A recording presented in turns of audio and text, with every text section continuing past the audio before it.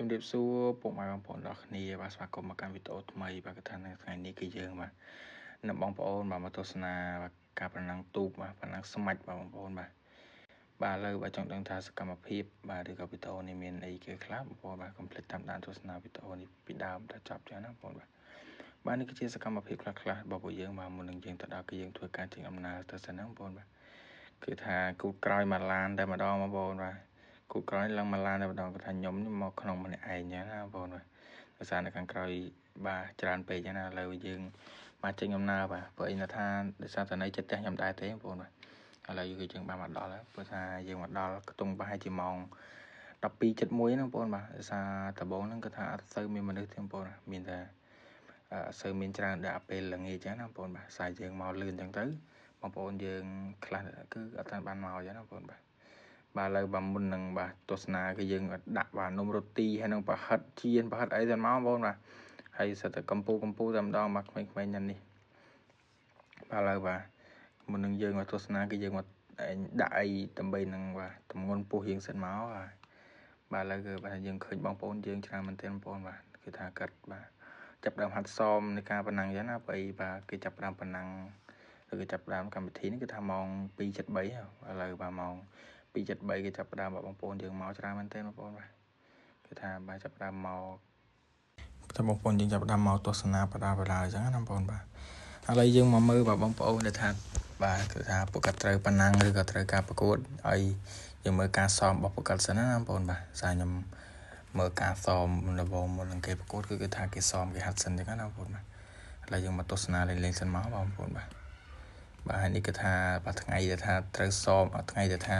ត្រូវប្រកួតនោះមានចំនួន20គូបងប្អូនណាពេលច្រើនមែនទែនបងប្អូនបាទឥឡូវមើលថាគាត់សមអញ្ចឹងណាបងប្អូនគាត់ហាត់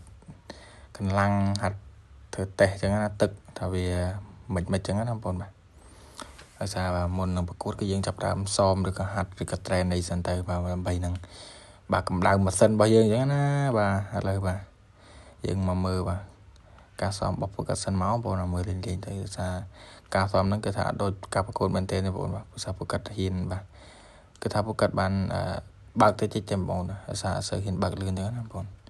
តែពេលប្រកួតមែនទេពួកគាត់ដាក់មកអស់ដៃតែម្ដងបងប្អូនបាទនេះគឺទីការប្រកួតមែនទេបាទគូទី1ទៅហើយបងប្អូនបាទគឺថាខាងឆ្វេងអ្នកឈ្នះខាងស្ដាំតែម្ដងបាទបងប្អូនបាទ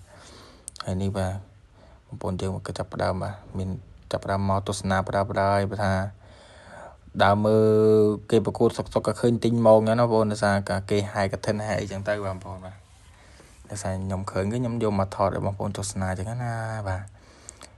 គេថាថ្ងៃនេះគេថាមកឃើញទិញមកតែម្ដងបងប្អូនបាទគេថាខ្ញុំខានឃើញយូរមែនតើបងប្អូនណាខានឃើញទិញមកយូរបងប្អូនណាយូរខានឃើញយូរមែនតើឥឡូវយើងបានឃើញម្ដងទៀតហើយបងប្អូនបាទហើយក៏លេខមកមើលបាទភ្ញៀវកិត្តិយសរបស់យើងបាទថ្ងៃនេះគឺថាដាក់ស្អីក៏ចូលដែរបងប្អូនបាទ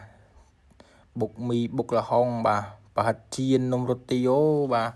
នេះបាទគឺថាភ្ញៀវកិត្តិយសរបស់យើងនេះគឺថាបាទដាក់ចូលតែម្ដងបាទបើសិនជាគិតជាគីឡូនឹងវាប្រហែលគីឡូទេបងប្អូន